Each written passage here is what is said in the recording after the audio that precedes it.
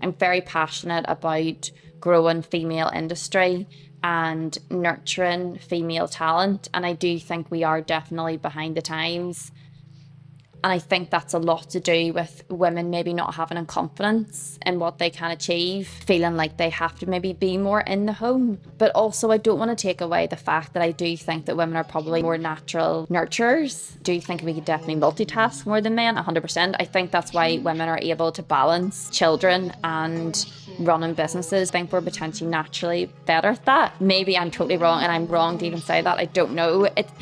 It's such a sensitive topic at the minute. And it's very difficult to say the right thing now.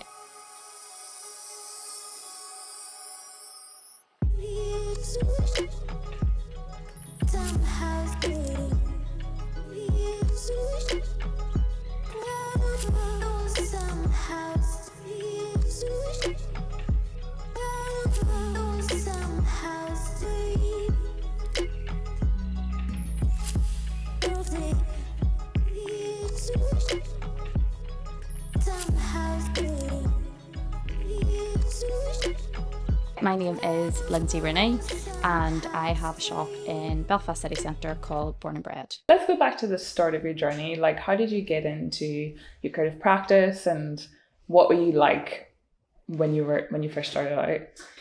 I think I was always creative. My dad was a graphic designer when I was growing up, and he was kind of at that time when there was like the Pantone markers and the whiteboards, and it was like nothing was computer based. It was literally all based on paper, and I just loved his kind of line of work. And I think I just kind of grew up in that household. And it was kind of a no-brainer. I think I always knew that I would always go to art college. I don't think there was ever any other option. And then obviously just through uni, I suppose I did quickly realise during university that it was very much gallery-led and not necessarily work-led from a commercial aspect.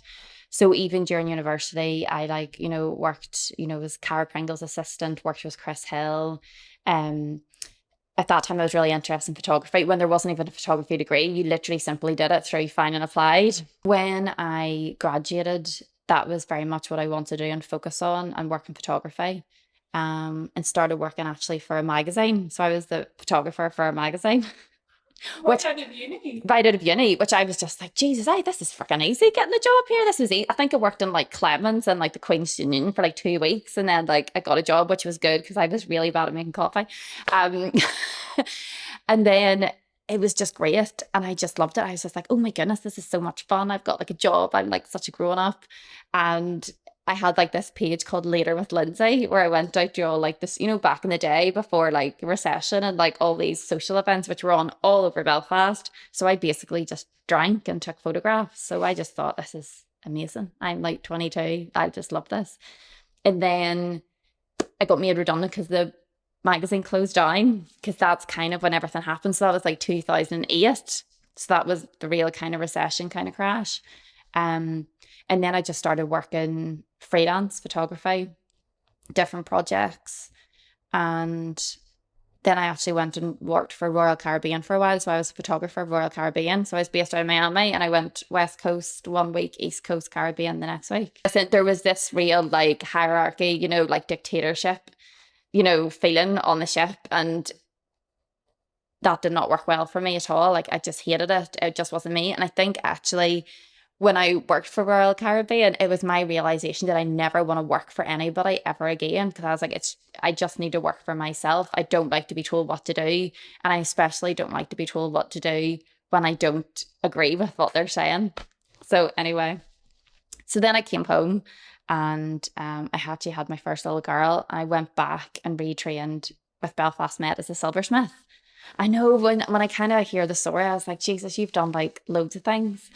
And I think that's one of the things I remember in university, when you don't really have like a specialist thing. And I remember one of the tutors saying, jack of all trades, master of none. And I remember that was kind of seen as a real negative thing at university. You have to real specialize in something and be like amazing at one particular thing, and not really encouraging diversification across loads of different medias or loads of different kind of styles.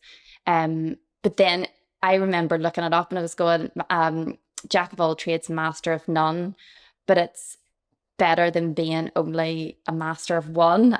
I just think if you have a creative business now, you do need to have loads of heads or hats and be kind of half good or, you know, semi-competent in kind of loads of different aspects of things. I think it's amazing to be super skilled and super talented in one particular area. But I think if you're doing it from a commercially led business, I don't think it probably lends very well. I think you need to have a lot of adaptability and transference of different skills, 100%. How did you feel about yourself though, whenever you were like, what kind of mindset did you have when you first started out? Like, obviously you started working in photography, you went to the magazine, then you went to the Royal Caribbean, and then you had your first girl. Like, how were you feeling within yourself? Like, did you have a plan? Did you feel like university lended itself to all these different things? To be honest with you, I was probably always quite a free spirit, and I would never really overly thought something. I was just like, I'm going to go to art college, I'll kind of see what happens. And I was always a hard worker. And I always knew that I could kind of adapt to probably any kind of creative job that I might decide to go into.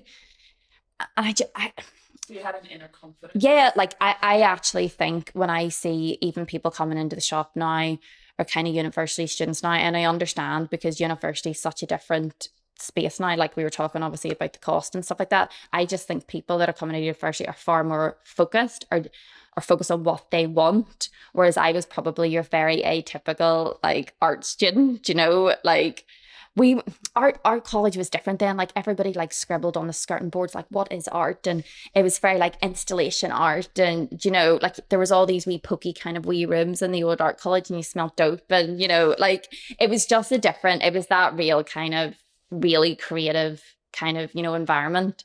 So I think I honestly didn't have a real set plan. I just kind of very much just went with the flow and whatever kind of happened. Honestly, I didn't really have any set focus. Yeah. If that makes sense. No, and I think it's interesting because I relate to your story as well. Like I've done so many different things in the last 10 years. And I guess it's just, like you said, yeah, now people are a lot more focused on like, what's their ambition? And, you know, culture shifted a lot. Yeah.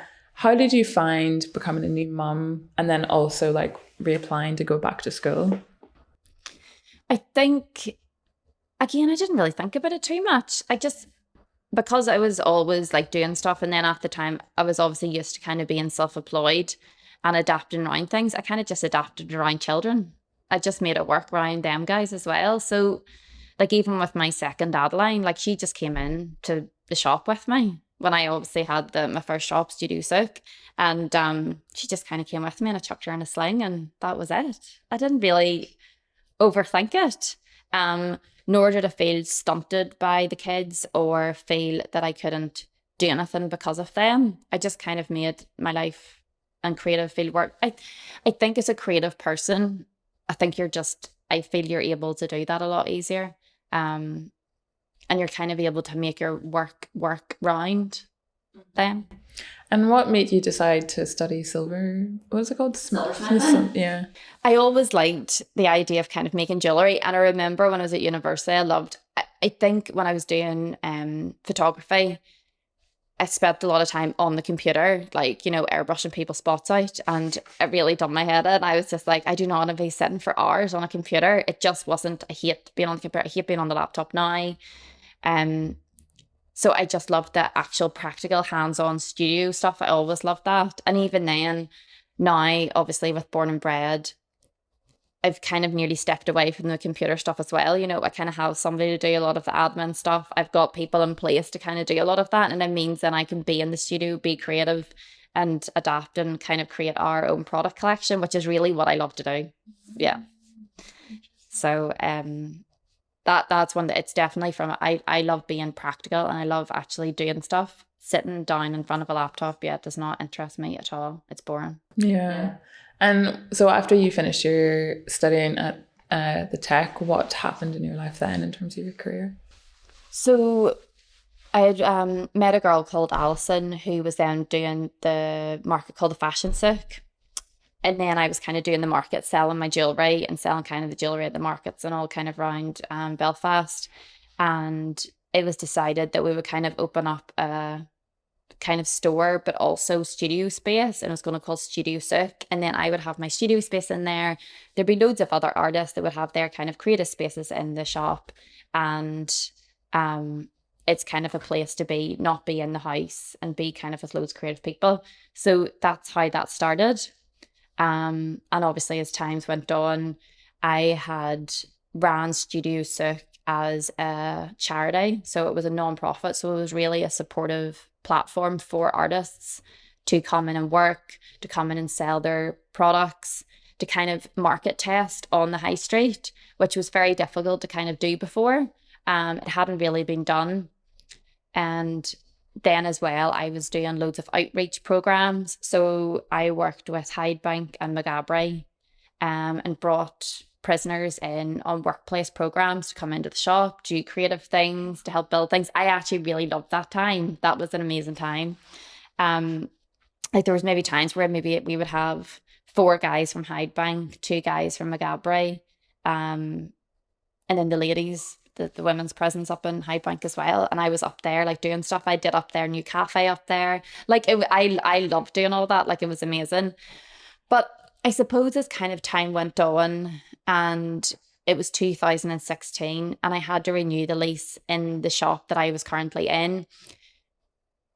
I was kind of coming to the tail end, not the tail end of helping people and support people, but if you're doing kind of outreach programs, you're relying on Belfast City Council funding, maybe small grants funding, and you're kind of chasing those like small pots of money to be able to facilitate that stuff. And I think it took a real high energy level, as I'm sure you know, to try and like do all that. And I think after doing it kind of for 3-4 years, I think it naturally came to an end for me, like mentally. And I really just wanted to go down that more commercial, real, just limited company route. And that's what I wanted to do. So I kind of just let all that stuff, you know, I just naturally kind of stopped doing all that stuff. And then the Director General of the Department of Justice, it kind of changed. So, and that's who I got really, really well on with in terms of all that outreach stuff with the prisoners. So I think it kind of just naturally came to an end when she had left her post. And that work, see when you're working in the community, like obviously it's so beautiful when you do that, but it takes so much from you. It does. And there's a lot relying on it. And as much as it's great that the government and the council offer funding for different projects, you realise that it's really just admin. And you're not really doing what you're wanting to do. It's more of a box tick and exercise. And I'm not too sure really. Now I'm not taking away from anybody else that does it. I just felt sometimes that what I wanted to achieve and how I had to tick the boxes for the council did not always align. Yeah. Yeah.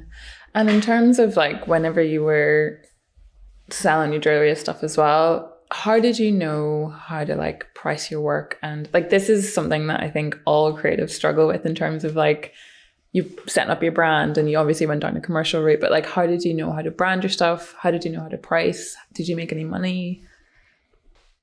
I had my first business when I was in P7. I set up an Irish dancing school in my garage. I know, it's crazy. Like I literally had them like wee headbands and stuff like that. So I charged them 50p, and they all come in, and then they all got a pack of 5s each and a tip top. Do you know, like so I calculated, right, this is how much it cost, and then I charged them then 50p to come in to do the Irish dancing school. And I remember like even having like, you know, Farm Morrison and the Chieftains on, like I remember I'll tell me ma, you know, Farm Morrison and the Chieftains. I loved every Friday. I remember the only Friday I didn't do it, the 2 Fridays I didn't do it is when I did my 11 plus, and I remember sending a note around all to the houses around the estate, saying that sorry, Irish dancing won't be on this Friday because I'll be doing my 11 plus and I'm going to take a day off. So I always think, I don't know, I don't want to say that something's naturally, because it's not like I have like a family that is really like business savvy. We don't, none of my family kind of had businesses. My dad was just always really creative. I think it just kind of naturally knew, like to me, I knew, right, if your, materials cost this, your time costs this, you need to make a bit extra for marketing and all that kind of stuff. And then that's how I calculated to be the price that I sell my stuff at. I actually find it quite, probably because I was always used to doing that from potentially such a young age, P7. I find it quite strange when creative people come into the store now and they don't really know how to price it, or if they find out actually they weren't making any money from it. I'm like, how have you not done these basic calculations? And even now, like I am very structured and to make sure that, right, if this costs this, it costs that, you're factoring in your rent, you're factoring in your rate, you're factoring in your staff, you're factoring in the marketing, you factor it in the packaging, all that sort of stuff. So I think they're like the basis of something before you need to figure out those figures before you can even make something. But it seems like you have got that through experience. And again, there's that inner confidence of like, okay, I'm just going to do it. I'm going to figure it out. Yeah. Where I think a lot of people, like me included, I think there's a lot of fear of just like talking about money or like pricing things. And like, I don't know, I feel like the only way you acquire that is through experience and like putting yourself out there and testing things. Yeah. But there's definitely a sense of like, oh, I'm so scared and I don't want to like charge that much and is it worth that much? And there's a whole minefield. But I think part of that lack of confidence in your product then reflects in what your customer perceives as your product. So if your customer doesn't have, or if you don't seem to have faith in your price and be astute and be proud as to what you're achieving, then the customer can feel that. It is so important in how you reflect your brand and who you are as a brand to validate the price that you're charging for something. So I feel if you like ooze that bit of confidence and the confidence in what you're selling, then I think that reflects then in what people want to pay for it. There's people that come into the shop and they're going, oh, $9.50 for a pair of socks, that's absolutely ridiculous. And then I just say, no, don't buy them then. If you don't want them, like that's all right. But they still go and buy 4. They go and grab 4 from the shelf and go, all right then, no bother. Do you know what I mean? I was going, well, I think you can't be everything to everybody. If you want to sell something at a low price, and maybe you're working from home and you don't have overheads, you're able to charge that cheaper price because you don't have as high overheads. So if you're happy enough that you cover your material costs and you cover your time costs, then that is your prerogative. That's up to you. However, if you're in a space like me and you're in the city centre and you have these high rent and rates and staff costs, you can't charge that. You never can. And if somebody doesn't want to pay that, then that's okay. Everybody can't be your customer. The person that wants to come in and spend £25 on a ceramic cottage and £8 on incense that we've done and created, and the amount of time and effort has went in, like see those little cottages that have just launched before Christmas there, like they were a year in the making. There's 4 or 5 prototypes before that. There's the packaging getting printed locally, the fact that we make the incense in store, all that background stuff and all that work, those weeks of testing out that incense, the testing out the fragrance. So that all kind of comes into obviously what creates a product. I guess as well, like in terms of financing, like how did you finance creating your business? So the first shop that I had, Studio Sook, when the artist came in, I asked them for 3 months rent up front and they got 1 month rent free. And that's how I did the electric in the shop. So it was literally like low, like I've never had a bank loan or any sort of loan. I've literally just saved and done it and organically done it as it went on. The reason why I'd done that is because it's already it depends what mentality you are. I don't like to be in debt. I don't like to have the feeling of debt. I don't like to have the feeling of a massive loan coming out of the bank. And with the shop, like I just put a new door heater in there, do you know what I mean? And it was there before we moved into the shop in 2016, that's all I'm going to say. And it was probably there years before. I don't like the idea of putting yourself into loads of debt. And I think if you're able to organically grow it, what you feel that you can probably do now, before you maybe were having to have huge overheads of paper kind of marketing or different things like that, whereas I kind of think a lot of the times with social media you have the ability to do a lot of marketing for free. And obviously it's different when you're opening up a shop But you start small and you just build up. I personally think that's the better way to go. And I think don't get big too quickly as well, because then that's putting a lot of pressure, and the higher you climb, the more you fall. And like whenever you were running Studio Sick and then you transitioned, so I suppose that probably gave you like a good kind of first run at running the business and having a space and dealing with people, and then you transitioned into it being more commercial, and then that's when Born Bred was born, wasn't it? So how were you feeling because you said it naturally came to an end with Studio Sick, so then how did you feel with Born Bred, and how did you come up with it? So probably when it came to the name, we go through loads of names, and Born Bred's a bit like, does what it says in the tin, which is literally what it is. It's like, we're born and bred here. That's what we are.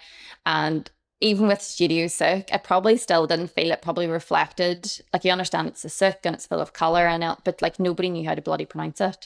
So the Born Bred kind of thing just came up, and then I'd set up the first Born Bred in the airport, Belfast City Airport, for just a year. I literally just kind of gave that up before lockdown happened. So I'd only really brought the Born Bred brand into the city centre in November 2019.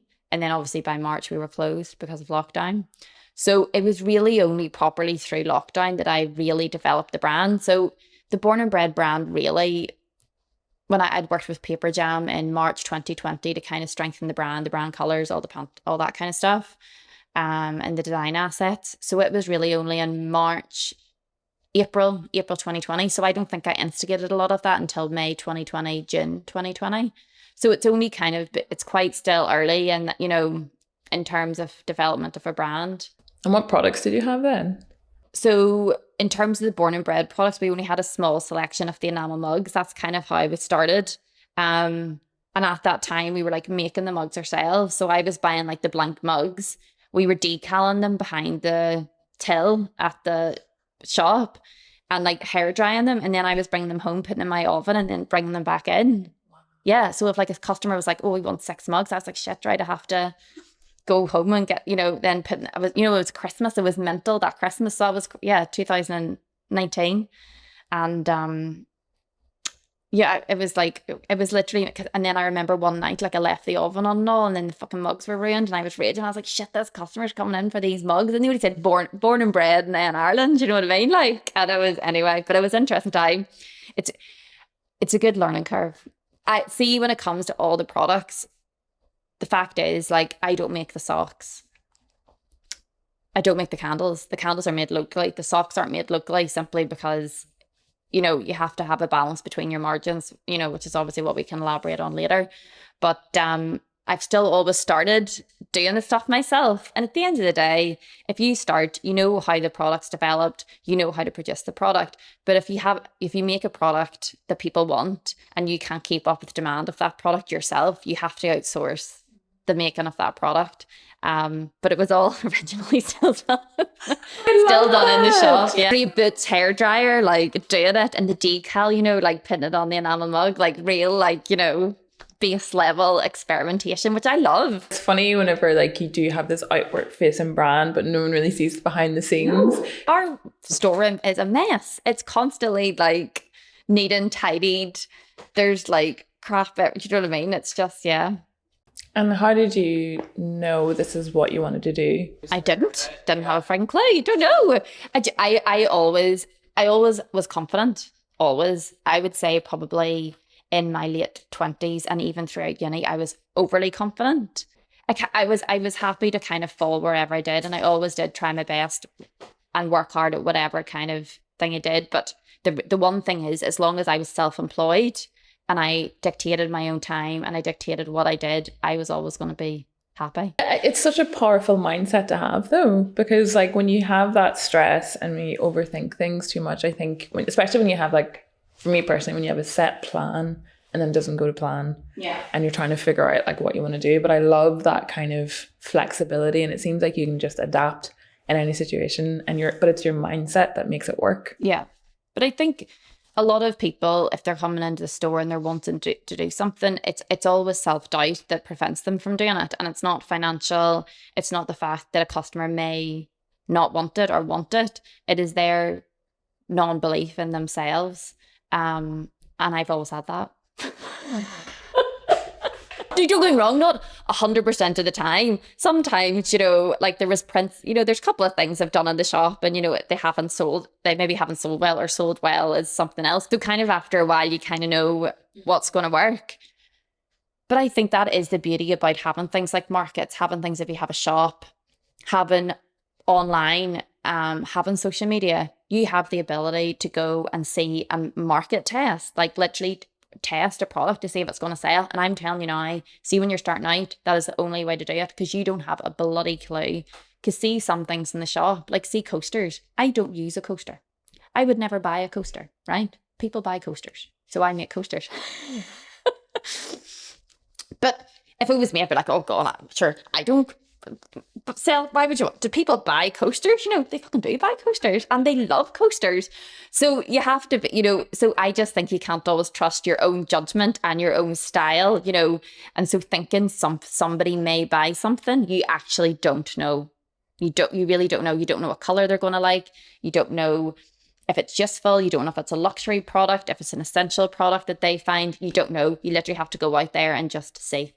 I don't think there's any other formula than just going out there and putting yourself out there and seeing if people want to buy it. And then if they do, or if they're not buying it, listen, see why they're not doing it and adapt it to it. You know, if you're creating a product, and a product is a service as well. So if you're creating a product and people aren't buying it, or if you're especially at the markets and they're like, oh, I'd like it at this color, or I'd like it if it's like this, and kind of listen to people and see what the actual kind of public want. There's been times in the past where I've had, I'm going to say altercations, but, you know, strong discussions with maybe other creative people. And I'm saying to them, nobody's buying this because of this reason. If you change this, it will sell. But they're so headstrong in what they want to do and don't nearly want to adapt their own practice, which is perfectly understandable if you don't, but you're not going to make money, you know. So there has to be some leeway and some understanding of how the market works and what a consumer wants to buy. And if you want to be a creative person and still want to be creative and make something, you have to be adaptable to that. And if I've always said to artists and creative makers, you can have that, as I call it, you know, your bread and butter kind of collection, and that product that you really want to, that the customer really, really wants, still within your brand, still within keeping of who you are really as a creative person. But that product's going to make you money. And then the more money you're bringing in, the more revenue you're bringing in. And then the more money you have, it means the more time and flexibility you have to maybe do other creative things that you want to do that are maybe not, you know, those higher priced products, or something that you want to do creatively. It gives you the flexibility to be able to do that without the pressure of trying to make money. But that leads nicely into your mindset shift of being commercial. Yeah. You know, it seems like you learned that whenever you were doing your jewelry business. And I remember you talking about it before, like artists tend to not want to be commercial. Yeah. And I think there's a big difference between like being commercial and being an artist. And sometimes it's hard to marry the two. So it makes sense, people in the markets not wanting to adjust to what the customer wants because they're so attached to their idea. But it's like, do you want to make money and eat? Or do you want to be, you know, that kind of starving artist narrative that definitely comes from, you know, art college? It definitely comes from art college, and it's very much how you were taught that you're not really a true artist if you're not going to galleries and you're not really being that tortured artist, real kind of by a stereotypical kind of image. And I am sure that there's amazing ceramicists, sculptors, painters, all that kind of stuff that are able to go and do that real gallery-led kind of creative path. I think that's amazing. Probably there's many people that think I've maybe sold my soul potentially to going down a really commercial route. Do you know what I mean? Like, I sell mugs that say a cheeky wee buckfast on them, do you know, like, or the candles, or, you know, coasters, like all that sort of stuff, and the socks that say okay love and sucking diesel, hip flasks, all those products. And probably maybe from a really creative gallery led person that's went down that really traditional creative route, I probably have, you know, I've went down that so commercial that's, you know, it's potentially borderline tacky to maybe somebody, but I don't care. I just think that I've created a business that people want to come in and buy stuff. And I'm telling you, like, see, when somebody comes in and says that they love your products and they like your products and they want to buy it, and you have a busy shop at Christmas and people just love a canvas bag that says a wee bag on it. Like, sure, why not? Like, it makes me happy. It makes the customers happy. I've got a really lovely team that I work with, and it makes money. Over the pandemic, so you opened the shop for a couple of months and then you had to shut it down. What was that like? Like, how did you feel, and what was the pandemic like for you? It was actually strange to kind of have the shop closed. However, because we were doing online orders, we were still in the shop every day processing the online orders. So that was probably worked out quite well that we were still in. But it was such a task opening again. Like, I didn't think it was literally like opening a brand new store again, and then we had to do it for a second time. It was just really sad. It was really, probably if people were in their homes and weren't going into the city centre on a daily basis, they probably didn't realise the kind of impact of what the city centre felt like. Like, it was eerie. It was, and can you imagine if we were in lockdown, that second lockdown in January, and it's like dark at like 3 o'clock? Like, it's a strange place when there's no lights on, you know? It was sad. Like, I just couldn't wait to get opened again. It just, a lot of times, especially with the first lockdown, people were like, sure, the website's flying now. You could just have an online store. And probably before that would have maybe been something, given the stress of having a bricks and mortar store, that would have been something I might have maybe considered. After lockdown, it made me adamant I never only want to have a website. I love having a store. And people probably do, people were like, sure, you're crazy. Sure, why nobody goes shopping anymore? I'm telling you now, people do. People come in. Like, I think it's like a stat, I can't remember where I've got this from, but I can't quote it. Like, 56% of people in the UK still like to go in store to shop. And I see that on a daily basis. People want to come in store. And we have a Shopify platform that we use for our website. And Shopify, it's like 54% of people have a look online before coming in store, and 53% of people come in store before so the opposite. So it literally works like both ways. So it just shows how important actually those bricks and mortar stores are for a business. And then it's a great way to build up your brand as well, because it is hard, probably online, like solely. Like, I'm so thankful that I am not starting on social media now. Like, I kind of started when, it wasn't really Instagram. It was kind of just Facebook, and you put up a couple of photos and you didn't really know what you're going to do. And now I do understand there's definitely a huge amount of pressure if you're starting out now, is to kind of building up your brand definitely on social media. So I am happy that I was able to start kind of again from those kind of ground roots of Facebook. And also, you've probably built a network of people face to face, because you've also worked in so many different industries, and you're pulling your background into that. And I think that's the beauty of Belfast, because it is so small and everyone does know each other, and there's a very supportive space. Like, I think when something new opens, everyone's ready to kind of rally around. And I think with the city centre, there's loads of times we don't have something and we send people around to Carol's. We don't have something, we send them around to Wrapped Up in Castlecourt. We direct them to different places for something that we don't have. I think there's plenty of business out there for everybody. And that's one of the reasons why we'd like set up the Born Bred guide to Belfast. So we have these free, you can download them on the website as well, but there's free kind of maps that we have in the shop. And, we direct people going, oh, where do you want to go for coffee? Where do you go for vintage clothes? Where do you go for records? Where do you go, for all different kinds of things? So I love it, the fact that we're a bit of a, signpost kind of place to direct people and tourists and just little people coming to Belfast for the day to signpost them to all these other amazing places. So I think it's nice to be like that. I think it's a human, that's one of the reasons why I only ever probably want to grow so big with Born Bred, is because you don't want to lose that, and you don't want to become too corporate, that you lose kind of the tone of what really you set out to do in the first place. And I don't want to be minted. I don't want to have loads of money. I just want to be happy and comfortable and love doing what I do. I think if I started to really not enjoy what I was doing, then I would really have to take a look at how I was living. But I feel that I have a quite good life balance. And I love being able to like just leave at 2:30 when I'm picking up my kids from school and being able to pick them up. And like, don't get me wrong, when I get up in the morning at 7:30, I'm still sitting doing emails, and like I'm sometimes sitting having to do work late at night, but it's on my terms. So I think that that's okay. And it's something that I really love to do, and it doesn't feel like a burden.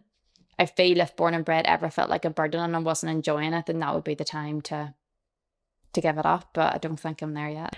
Do you feel like your gender has, or your race, like expanded things and made things easier? Or do you ever feel like you've been discriminated against within the business world? Or has it ever held you back? No, it's probably something I haven't overthought either, to be honest with you. I would say in those early stages, maybe in your late 20s, I did find that if I'm having a conversation with a man and I was also with that other man, he definitely looked to that other man, and communicated with him. And I'm like, well, actually, you need to be communicating with me because I'm the boss and I'm the one that makes the decision. So I don't know why you're communicating with him beside you. So I have found that over time, but nothing I think that causes a significant impact on my confidence. If anything, it just makes me a bit more, feisty. I probably am quite feisty and quite fiery. I've had to actually tone that down a bit because sometimes I can be a bit hot-headed. So I have to kind of, take a bit of a pause and don't get a bit too irate when it comes to those things. I'm very passionate about growing female industry and nurturing female talent. And I do think we are definitely behind the times. And I think that's a lot to do with women maybe not having confidence in what they can achieve, and feeling like they have to maybe be more in the home. But also I don't want to take away the fact that I do think that women are probably females, or, are probably more natural, nurturers than maybe what men would be. And I do think we could definitely multitask more than men, 100%. I think that's why women are able to balance children and running businesses more than men, because I think we're potentially naturally better at that. Maybe I'm totally wrong, and I'm wrong to even say that. I don't know. It's such a sensitive topic at the minute, and it's very difficult to say the right thing now. And it's hard to know. I don't know. Like, my brother is the only man I hire. All my staff are females, and David probably has more of a feminine tendency than me. Like, he's probably, I'm probably more the masculine. I've got the strong jawline. He doesn't. David just mixes well. David wears black eyeliner and he has the hair and he's really cool, and we're all kind of creative. It's just happened. It's not intentional that I have hired women. It has just been because they've been right for the job, and that's it. So I could probably be classed as sexist because I only have one man working for me who's my brother, but it's just kind of worked out that way. But I think it's in, like you said, it is sensitive to talk about, but I think I'm always leaning towards like, how can we have these conversations where like you're just giving your experience and that's how you feel, and it doesn't mean that it's wrong. But I think people are scared. Why do you think that is? I think they're scared of offending or not knowing that they're offending. Yeah. And I think when it comes to people's pronouns or what people want to be named, I'm very much, my opinion is whatever makes you happy. If you want to marry who you want to marry, you do that. If you want to have an abortion because you don't want to have a baby, you have that abortion. It's your body, it's your choice. You get to do what you want, you get to love who you want. That's always my opinion. But it doesn't mean that just if I'm only 37, so I can understand when it's an old one. If you're used to calling a man, if you can see a man a he, or a woman that you can see as female a she. So I don't think people necessarily mean to maybe like fuck up in a way. It's just probably difficult because it's kind of just off your tongue. So it's not really like intentional. Or, if we're doing something, or we were joking around with video and stuff, and David messes around about like us having our periods, because obviously we're all women and we all like have our periods at the same time, and it's an open conversation. But maybe somebody might come in and not want to have those conversations about periods, or not feel comfortable. Like David mentioning something, like David comes and says to me, Lindsay, you're gonna get your period because you're being a nasty bitch. And I know I'm a grumpy nasty, but I snap at people. It's total PMT. I get PMT Women get some, maybe some don't, some don't. I am openly admit, I am a grumpy bitch before I get my period. All my staff know, and they're like, oh, Lindsay's got her period, Lindsay get period. Somebody might come in and think that is totally offensive. I don't, because I know it's true. So we've created this environment where we all feel comfortable. Somebody might come in and not feel that way, think there's a better way to communicate that.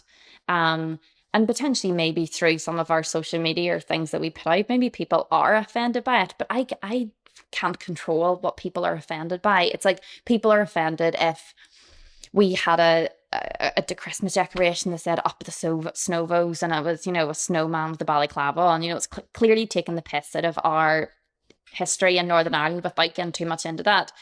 Or they think I'm blaspheming because a mug says Sister Michael from Dairy Girls, it says, oh Christ. Sometimes I think we're so easily offended, and you're not taking it what it's meant to be taken as, which is a bit of lighthearted banter. And bearing in mind, like that Christmas decoration sold out. Because the people that what they want. Because the people that bought it took it for the tongue in cheek. We have snow surrender. Ulster says snow. Do like up the da, like up the mat, do you know what I mean? Like, roses are red, violets are blue. I love King Billy, but like with Ian Pace, like, it's just, you have to take it for what it is. And if it's a bit of, I feel it's a bit of lighthearted banter and nothing that you wouldn't be making a crack at if you're sitting at the bar having a pint or something like that, do you know what I mean? So people can be offended. I just normally don't respond potentially to, I actually don't respond to those emails. That's one of the things about being hot-headed. I used to send be like passive aggressive, like email back. I just don't do that anymore. I don't respond to it because normally if somebody's doing it, they're wanting a reaction out of you. So normally I just don't give their reaction because it is what it is, and I'm not going to stop selling it. Exactly. Because it's a Christmas decoration. It's not that deep. It's not, do you know what I mean? It's not like deep, or there's been times if like I put up a post about the abortion and on the Roe versus Wade and my opinion on what that is, and I maybe feel that some people, I know, not naming names, but that people haven't included posts maybe about pride on their social media because they want to stay neutral.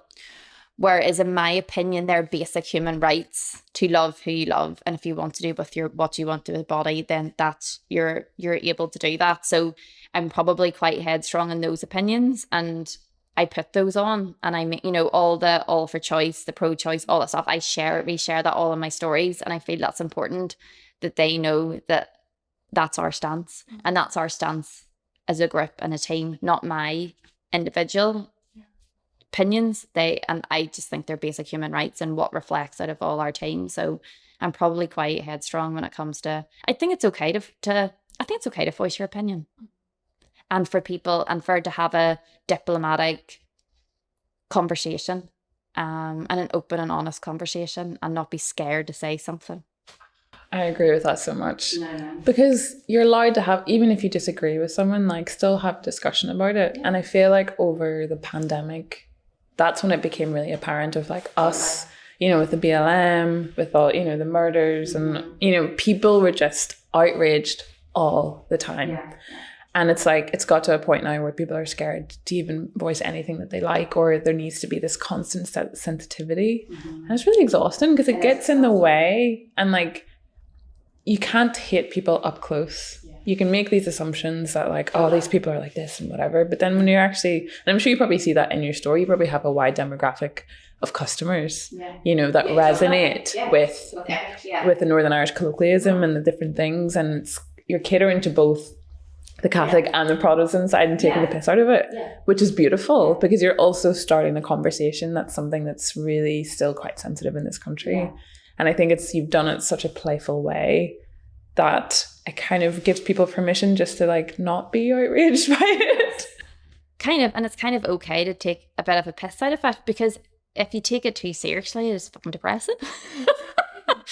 When you think about it, and I think that's a lot of, I'm kind of very cautious. Like I don't overly social media. Like I don't have a personal Instagram page. I just have the Born Bred page. It's enough to do it. I think that's one of the reasons actually why I love having the shop in a way, because your tone is what your tone is completely different. Is somebody on their soapbox potentially, or commenting on something on social media. Like if somebody comes in store and they're like this, we can't smell this candle, but before, if they're on, they're like, oh, sending, nasty, like, this is your candle, or it doesn't smell at all. And then, like, they come in and we light the candle, and me and Dave are like, I can smell that. Can you not smell that? You can kind of have a bit of like banter, and you can be a bit kind of wee bit sarcastic, wee bit dry, because I think as being from here, we're kind of able to achieve that. So I think there's able to be a bit more, oh, why is that? Don't be so stupid, But at the same time, if somebody doesn't like something or they have an issue, I just give them a refund, It's not an issue. I don't want to have a fight with somebody. If they don't want some, then that's okay. There's no point in being or saying that someone has a placking on. I think if something like a beanie has a plaque, which happens, right? And if they come in, they're ready for like a war. And then they're going, I was like, shut up, just pick another one. It's all right, you go ahead. And they're like, what? And I'm going, yeah, just pick another. It's not a big deal. It's only a beanie. It's only a plaque. It's all right. Don't worry. It's all right. You pick whatever one you want. That's no bother. Do you need me to do it? No, it's okay. You just go. It's all right. And they're just like, oh, right, okay. They get into this. They're nearly building themselves. I think I don't know. I think people are just filled with anxiety at the minute. And they're ready for war. And I'm like, don't get in war over a beanie. It's okay. Don't stress. Or if some Royal Mail didn't send something, over Christmas, and they're like, oh, this hasn't came. This is going to ruin my Christmas. I'm like, just come into, are you near to Belfast? Come into the shop. Come in and grab it. Sure, if your other one comes, just drop it back. It's no big deal. Yeah. Just, it's okay. We're here to sell nice things. It's okay. You don't need to worry. Yeah. If a mug comes and it has a chip, that's okay. We'll send you another one. What do you want me to do with this one? Sure, put your pens in it. Really? I was going, yeah, it's okay. Just keep it. But it reflects, because like I go into your shop all the time, and there's this sense of like openness and playfulness, and like even your staff, like you see them as humans rather than like they're just like people that work there. And they're very approachable, and it is a very welcoming space. And how do you find social media? Because I remember we had a discussion like last year. We did, yes. And we were talking about like the exhaustion of it, the pressures of it, because obviously your brand has grown a lot, like your followers are increasing. Like, how do you manage that in your mental health? I have a guy, Luke, which I think I'd said to you before, and he comes in twice a month. We just do half a morning, and I have kind of everything ready for him, a list of what we need to kind of do content of. So fresh content of a product, reels, new product images, and then I just kind of, deconstruct all that and make it up into the month's social media, and that's it. A lot of our stories and stuff, if there's something funny that happened in the shop, we kind of put up, or a lot of stuff I just reshare. Anybody that's tagged the socks, or they're in their gym and they've got their socks on, I just kind of, reshare that, because that's nice for them. I always think it's important to reshare customer things. I see them, and they're heard, and they obviously feel proud enough to want to tag us and wear their socks and take a photo when they're in the gym. So I quite like that, if they're up the mornings and they've got their wee cup of tea mug. So I think it's nice to make sure I share as much as their stuff as I can. I think like last year, I definitely felt like a ton of pressure with social media. And do you go on TikTok? Do you not? I'm fucking fed up with that conversation. I've decided not. The answer is no. The answer is I will not be going on TikTok. Born Bred will not do TikTok. I'm not interested in kind of getting engagement just for like a quick kind of sale or something like that. I just think consistency and selling nice products and nice photos of the products, nice videos of the products, putting nice music on that happens to be trending at that time, and that's it. I really don't overthink it as much anymore, and it's helped a lot. I felt really burdened by social media last year, and I actually did feel a lot of pressure on it, because you're like, what's the right thing to do? And you're analysing all these statistics, and you're analysing Google, and you're analysing. So it's constant figures, and then sure, 6 months later, it completely changes. So I just think you just put out nice stuff. I understand there probably is pressure at the start when you're building up a social media platform, but I do think that if you just put out nice content, and you have a nice product, and the quality of the photographs and the videos reflect the product, then I don't think you really need to expect too much more of yourself. and having the routine, I actually find having look in twice a month for the half days, and that's our focus on social media, and that's it, really, really helps. Whereas before, when I didn't have somebody coming in, you are thinking about it more and you're like, oh, I need to do something for this, you know, oh, I haven't posted in a few days. And I don't really, like, the last time I posted was Sunday. We're now on Friday. When I feel I might post tonight, I might not. I don't really know. Because we need to remember that social media is a tool. It's not your business. Yeah. And I think that's something a lot of people were feeling last year, you know. Because that was your only outlet. Yeah. Yeah. And you like you're saying, you overthink every post, then you're not being yourself. But I think that's because we're so obsessed with getting this engagement and getting likes at whatever cost.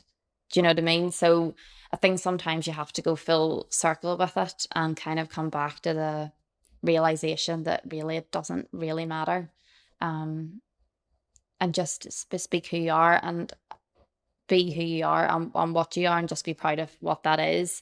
And if somebody doesn't like it, that's okay. You know, you go online and, you know, maybe like this week I've had, you know, 1,700 followers, new followers this week, but like there's been 250 unfollows, and I'm like, oh, why is somebody unfollowed us? What have we done? It's like, who knows? They've maybe just decided that you know, you kind of just have to switch off a bit from it, I think, and not analyze it too much and just be like, sure, that's all right. If you don't like it, it's okay. But not everybody's going to like your stuff. Not everybody's going to, loads of people probably think I'm really annoying. Do you know what I mean? But sure, that's all right.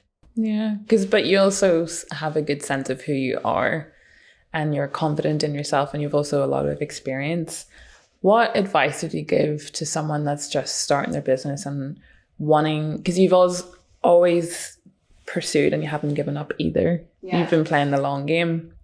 So like, what advice would you give to someone who is at the very beginning, they don't know what they're doing, they want, you know, they've got this like 10-year vision, but they're at the very start? I actually find I grew a lot of confidence with Born Bred when I worked with Paper Jam and really developed the typo, the font that we were using, the colors that we were using, the like kind of design assets we were using, the logo, all that kind of stuff. So I actually found really strength in the brand and then confidence to really grow the product collection, which I felt has completely changed Born Bred and who we are, and really growing our profit and people coming. So, but I do understand that maybe at the start people don't have that money to invest in kind of getting outside person's perspective on the brand. However, I do think that's invaluable. I think it's super important. And even if you're able to want to work with somebody that's just starting out on their design journey or a marketing journey, like if you're able to work with them and get an outside perspective on your brand and what you're wanting to do, I actually feel that's because I feel that actually creates your confidence in what you're doing, rather than maybe just, I understand it's so important just to kind of throw things out there and see what happens. But I think if you're able to kind of work with that in the background, I think it just makes you really kind of confident in what you're putting out there. I feel if you think your brand's strong, then you're strong behind that too. So sometimes if you don't maybe personally have the strength, your brand still carries you there. I remember whenever I first started, the advice is always just like throw something out there and make it work. Yeah. But I think that's people are very different now. Like culture has shifted in the last 10. But I even think COVID's done that. I think the whole lockdown things happened because I totally realised during that lockdown, I realised actually I'm just kind of this shop in the city centre. I actually didn't have a brand. Born Bred was not a brand. And it was only during lockdown, when you kind of are focusing on that one channel, did you realise what you're actually putting out there and how it's perceived, and how people build confidence and want to invest in your brand and what your product is. And I do a lot of packaging, talks with people, and your packaging, every is just as important as the actual product and how you give that to people. Like one of the biggest YouTube videos is unboxing videos. Like people want to see how something's unboxed. They want to see what packaging's in it, because if you don't put any effort into your brand and the packaging that you put your product in, then you don't seem to care about the product itself. And all that stuff's just so important, you know. So I think that's definitely an important investment. Yeah. You know, if you're even doing a print, maybe have an embossed, you know, emboss the print or sign it, you know, have a little card at the back, maybe use a biodegradable sleeve for it, we sticker on it. You know, there's so all those things people love. Yeah. Because, you know, it's like the Mary Kind of, you know, it sparks joy. I actually do. You know, it's like people, you know, they spark joy. People want to have it because, see, it feels like you have faith in your product. And then if you have that whole kind of package with the packaging, with the brand, and then they have faith in the product too, and then what about it? Exactly. And then they almost become your marketing because they want to, and you know, if it's Instagrammable, oh my God, you're winning. That's great. See, if you make a nice, pretty product and it's a nice thing to open, then people love to share that. And then that's free marketing. What are your dreams and aspirations for yourself and also with Born Bred? So we're probably going to try and develop more of the website and try and open that demographic a bit. It's kind of plateaued a bit. However, I feel that's potentially happened across the industry from speaking to loads of people. We're having more growth in store at the minute than online, but that's reflective of what's happening because I think people are coming in for those experiences. So probably last year we really put a lot of effort in our marketing campaign into people coming in store. And we kind of had it, you know, St. George's is just near us and Titanic and all that kind of stuff. So probably this summer, as we're approaching the summer season, we'll really put a lot of emphasis actually coming in store and kind of not separating the website, but having it that it's a very different kind of marketing strategy because it's obviously a different client. And really focusing then just on the kind of tourist coming in store and having more staff on the shop floor. So it means then when tourists are coming in, we have more time to speak to them, kind of chat to them about the products. So putting a bit of, especially, sorry to be bad, the American client kind of likes a bit more attention. So I think we're probably going to look to having that on the shop floor. So they just have kind of a bit more attention on the shop floor. We have the tasting tours guys come in, so they do the food tours. And then we're also trying to work more on our corporate aspect. So we noticed a lot of that during lockdown that, you know, large companies are ordering, you know, corporate ones, whether going to their staff or whether going to their clients. And I think a lot of times before they were maybe just doing, you know, the bottle of wine or the M&S voucher or, you know, something, you know, hamper or something like that. So I find a lot of more emphasis being put from a company perspective that they're wanting to look after their staff and clients, especially because some companies are purposely working now solely remotely and not having office space. So they're maybe sending out care packages and things like that. So putting more emphasis onto our corporate offering. I think once I kind of probably this year, we're kind of finalizing our marketing strategy for this year next week. So I think once I kind of have the marketing strategy for the tourists, you know, the in-store, the marketing strategy for online, and then I've got a staff member called Catherine who's going to be focusing then on the corporate side of things. So I think once we kind of get our bearings, you know, it takes a while in January, you know, you're kind of just about, you know, you're just sorting out storerooms and going, Frank, how long's that banana been there for? Like all these, you know, shoes and all, like there's honestly, because see, at Christmas it's just mental, like getting yourself a new microwave for like, oh, I've got a new microwave this year.